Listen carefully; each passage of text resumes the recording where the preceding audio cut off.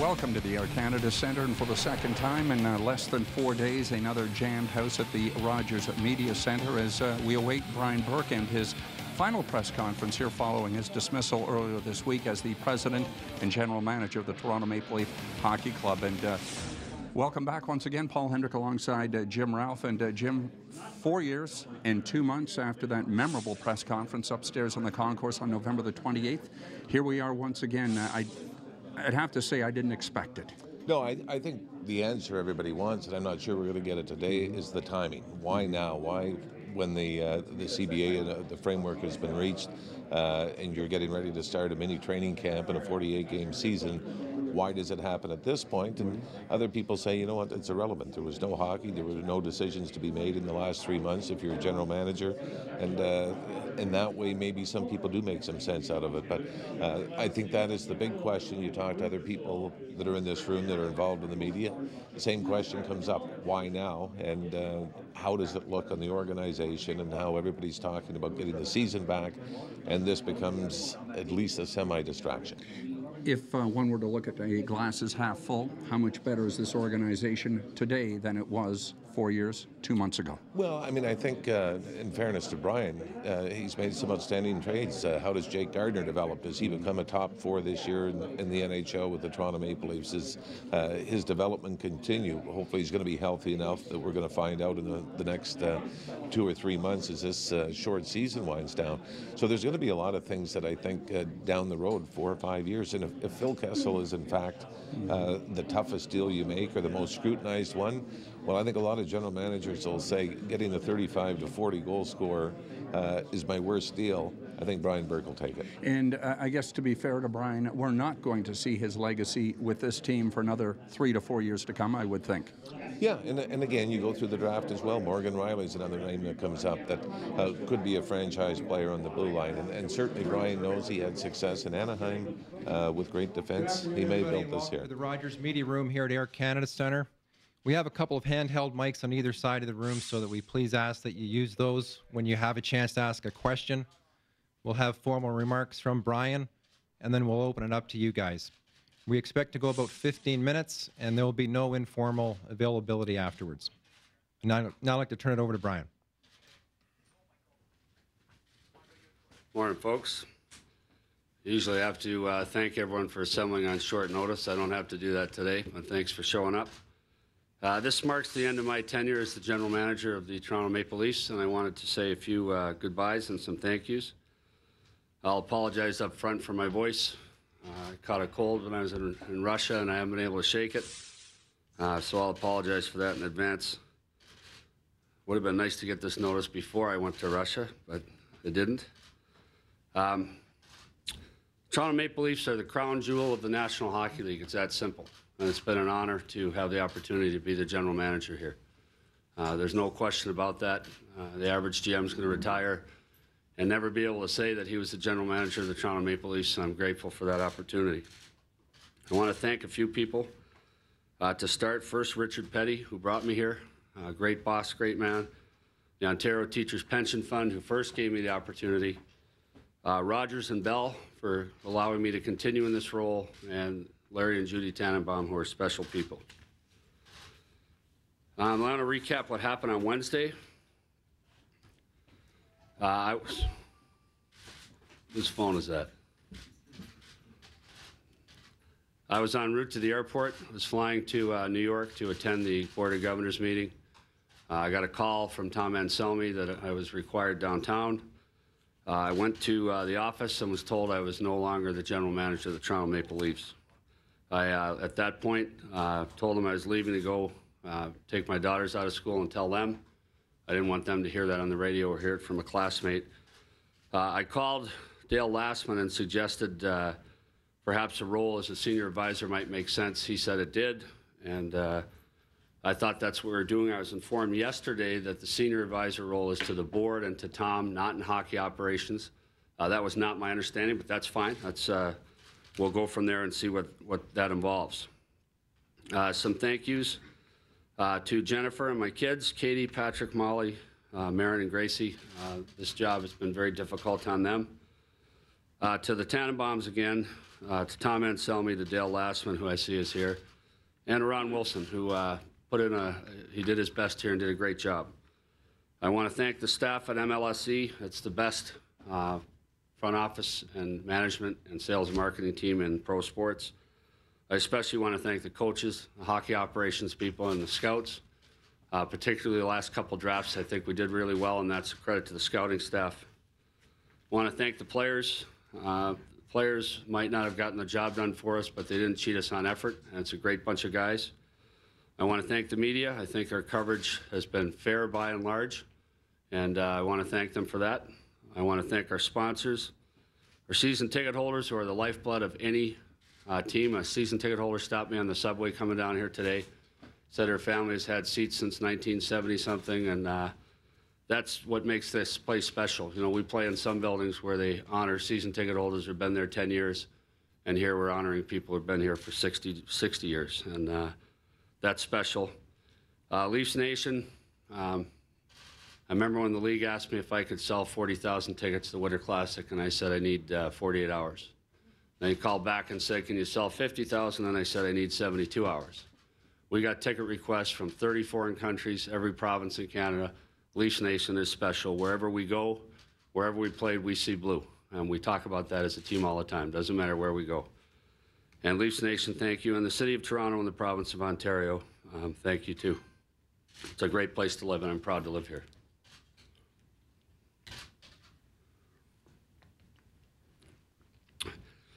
So let's talk about how we got here today. I did not accomplish what I set out to accomplish here. That's clear. Absolutely clear. And I did some positive things. I think some building blocks have been put in place for the future that will stand Dave Nonis in good stead. I think in terms of adding to our staff, I think we've added some key people to our staff who will play major roles. I think in terms of the Marlies, in terms of our reserve list players we've drafted who will be Leafs someday and will make a difference on this team, I think we've put a lot of those building blocks in place. But we didn't win enough, and that's why we're here today. And that's, I apologize to the fans that I wasn't able to deliver more in terms of the on-ice product, but that's why we're here today. Our team motto is no complaints, no excuses. And I don't have any today. In an age where accountability seems to be vanishing, I intend to be accountable. I have no complaints or excuses today. Had we won more games, I wouldn't be here today. Wouldn't be standing here today in front of you. It's that simple. And I believe absolutely that ownership has the right to make a decision like this. No whining, no belly aching. Ownership has the right to have the guy running the team that they want to run the team. I believe in that. I'm proud of some things that I accomplished here.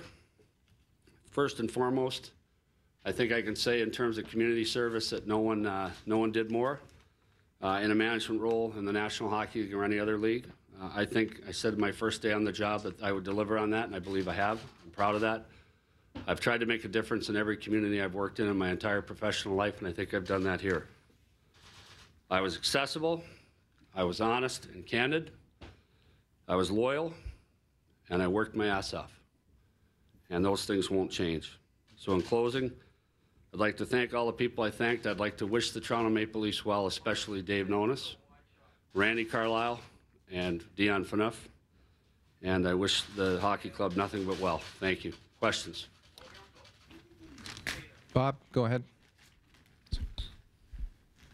Brian, do you want to be a general manager in the National Hockey League again, and how quickly do you want to do that?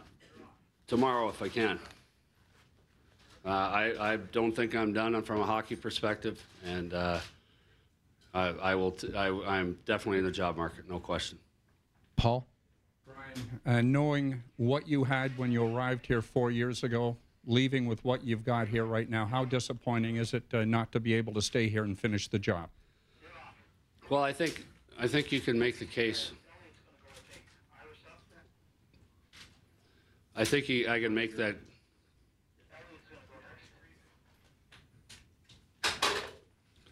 I think that's a case that I'd let the media make. From my perspective, like I said, they bring you in to win games. I didn't win enough games. And I think if your epitaph is, yeah, but look, I left these building blocks and everything, then that's, I'll leave that to you guys. Like I say, I think I put some building blocks in place. I would have liked to finish the job. I was stunned by this turn of events, no question about it. But I do believe ownership has the right to make that call, and I'll move on. Elliot? Brian, were you given any explanation as to why the move happened now? Yes. Was it? Well, I would view that as something that's between me and ownership. They gave me the reasons why they felt it was time and the reasons why the timing fit, and you can ask them if they want to divulge them, fine. I believe that some of those things belong in a boardroom. In the front? First off, I'm one of the only few out-gay members of the Canadian media, so I want to say thank you for everything that you've done for the community. As GM, you're one of the very few pro sports executives who spoke openly about homophobia and discrimination in pro sports. You've also been a very good friend to the gay community. Do you see the loss of your job affecting your ability to bring that vice to pro sports? Well, I think you lose your voice literally and figuratively sometimes in this job. When you're not, I think what I felt is that you could use the job title, the muscle behind the job, to drive some of the charitable initiatives I worked in. It's not going to change my focus or my commitment. I think it carries less weight if it's Brian Burke, senior advisor, than it does if it's Brian Burke, general manager. But I don't intend to change any of the things I do community-wise. That's in my DNA. It's not going to change. Terry? Brian, why didn't it work here, do you think? We didn't win enough games. Is there... Well, I think people stand up here when they get let go and they say, well, you have to look at the mess I inherited, which is not fair to John Ferguson. The players John left me, we managed to turn into some pretty good players, so it's not fair to him. And I don't expect Dave Nonis to stand up here in 5 years or whenever he gets the axe and say, well, look what I started with. That's another excuse. I mean, I knew what the roster was when I came here. There was no secrets about it. So I'm not ducking that one either. I'm not going to say, well, look at what I had when I got here. That's not fair to Fergie. So you guys can evaluate all that stuff. You don't need my view on that. What do you learn from this job that you take to your next one now that maybe you didn't have 4 years ago? Well, I'd like to go to work for a team that doesn't get sold next time. I've got a pretty poor track record on that. Vancouver and then here, if someone buys the team, they have the absolute right to have their guy. I got to pick better next time. But I wouldn't trade this experience.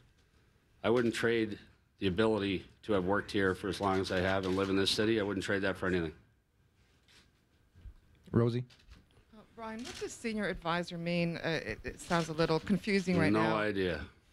If it's advisor to the board, does that mean you're not supposed to consult with your successor and to talk about hockey?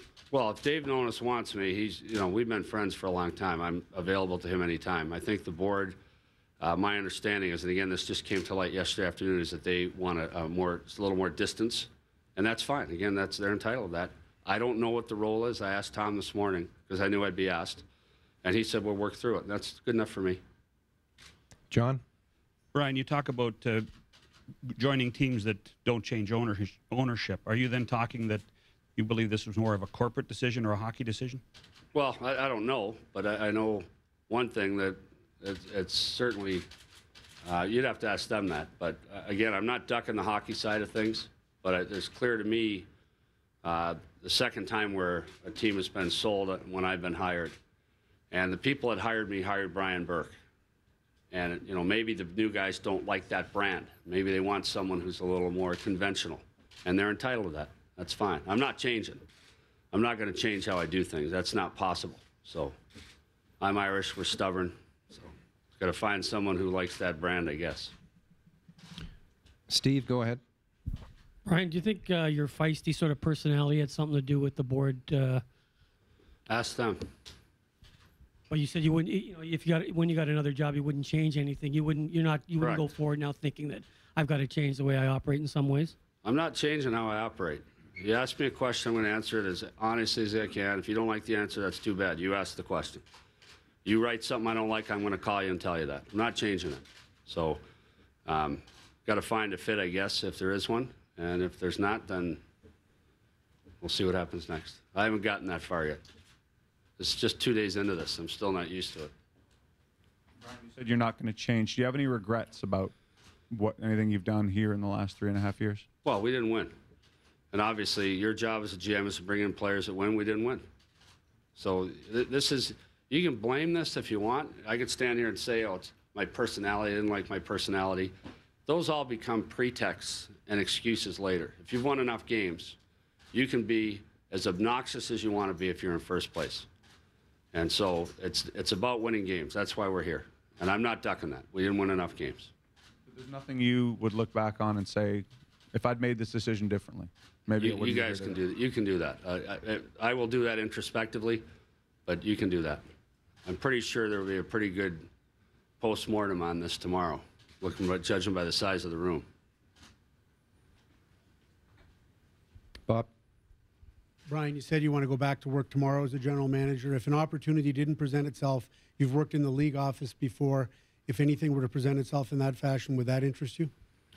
I haven't gotten that far yet. I mean, I enjoyed my time at the league. I'm a great fan of Gary Bettman's and Bill Daly's. I think people know that, but I haven't gotten that far yet. This is still, you got to understand, there's sometimes when you get fired and you see the vultures circling and you understand it's coming. You're not sure when you're going to drop dead in the desert, but it's coming. You can see the vultures. This one here was like a 2x4 upside the head to me. So, and again, that's not a complaint, but so I'm still sorting through what to do next. All I know is I'm going to the New England Patriots playoff game with my kids tomorrow. I know what I'm doing tomorrow. I don't know what I'm doing on Monday. Chris? Brian, how different was the reality of being Leafs GM compared to what you expected coming in? It's about what I expected. It's a job with, it's the Vatican. It's the biggest stage in pro hockey, maybe in pro sports. I remember Theo Epstein, I was at a Red Sox game 3 years ago, and he said, "Is your job like my job?" I said, "You have no idea what my job is like in terms of the visibility." So it's exactly what I expected. It's the pressure I expected. It's the stage I expected. Paul? Brian, you've had 10 different goaltenders in your time here. Is that the biggest challenge in getting this club back to respectability and up on the northern swing, do you think? Well, it's not. The good news is that's not my problem anymore. As of 48 hours ago, it's someone else's problem. As I said, we were exploring opportunities to upgrade at a lot of different positions. I believe that had we not been able to upgrade, I believe in James Reimer. I said that. And I think I'll be borne out on that one. But it's someone else's problem now. Clearly, goaltending was an issue here. Clearly. And it's not for lack of trying different solutions that we weren't able to solve it, but we weren't able to solve it. I still believe if James Reimer hadn't gotten hurt, it wouldn't have been an issue. Do you expect to be running the next U.S. Olympic team? Ask them. That's the best part about today, Steve, is that I probably don't ever have to talk to you again, so you can ask them. We'll take two more. Do you think there'll come a time when you'll feel even worse than you do now because this was, as you just said, the Vatican, and you didn't make the playoffs here, and one day you're going to wake up and think, damn, I wish I could do that again? I don't know how I could feel a whole lot worse than I feel today, but maybe. Mike? Brian, for a man of your experience and stature, I guess one of the obvious questions would be, why do you want to stay on as senior advisor, especially when you just said moments ago that your biggest mistake was maybe looking at the ownership group and having it switch on you? Why stay on with the club then? Well, I believe my firing was handled with dignity and class. I still believe in the Tannenbaums. I still believe in that the ownership group here is committed to winning, and they're entitled to have Dave Nonis here instead of me if that's what they want. There's no issue with that. When you own a team, that's what you get. You get the right to put those people in place, and you get the right to change them if they're not the people you want. That's what ownership brings. I have no issue with that, no problem with that at all. I suggested it to Dale. If I can help in any way, I'm going to. I'm not big on cashing paychecks and sitting around doing nothing, so if I can help, I'm gonna. And I do wish this team well, I do. It's a great city, it's a great franchise, and I think great days are ahead. But you know, that's my answer to you is I do believe that this thing's going the right way. And like someone asked earlier, I would have liked to see if I could take it farther. But I have no problem with the decision to, you know, if this is what you get when you own a team. You get the right to make decisions like that. Here. Mr. Burke, I'm not sure this one's on. There are some teams across the league that are doing sort of promos for fans. In Ottawa, it's free for kids under 14 on the home opener. Tampa did a $200 season ticket deal. I know you've been out in the community a lot. I've seen you. Do you think that the Leafs should do something for Toronto fans as kind of a thank you? Would you like to see something like that happen? Not my issue, not my problem anymore. I got I got other headaches now, but that ain't one of them. What the Leafs do with opening night, that's someone else's problem. Final one goes to Mike. Brian, the circumstances of this have people wondering, was there an issue between ownership regarding your personal life, private life, anything off ice? Any opportunity you'd like to take to address any of that? No, that was not addressed in my meeting. It was not raised as an issue. This is all media speculation. It was not presented to me as an issue. I think it's unfair speculation, frankly, to the people on the other side that, oh, this is a personal thing with somebody. There was none of that presented to me, and so I'm not going to respond to it. I'm not looking for a sniper behind a bush. I think ownership has the right to make that change. They've made that change. It's my duty, I believe, to accept that graciously and move on. I don't know how many times I have to answer this, but why don't you ask the people who made this decision why the timing was what it was? I did not get a satisfactory explanation for that, and it's not, you know, I'm not in a position to offer it, so. I've asked them, they haven't told me, so I won't ask. So, okay. Thank you, Brian. Thanks, everybody. Brian Burke's final press conference following his dismissal earlier this week, and I'll tell you, it's what I expected, certainly decorum, and it was smooth, and a bunch of questions, and let's delve into the hockey aspect. On question I asked about the goaltending, I mean 11 goaltenders technically if you include Olaf Kolzig, and he may be right. That injury by Brian Giunta to James Reimer in Montreal on October 22nd, perhaps that is when the wheels of the semi came off. Well, I think to a certain extent, Henny, but I think you talk to any general manager that's had success, there's an element of luck involved. And sometimes it's good, sometimes it's bad. You look at the Detroit Red Wings, Pavel Datsyuk, Henrik Zetterberg, late draft picks that turn out to be all-stars in the National Hockey League. Rangers. Yeah, Tim Thomas.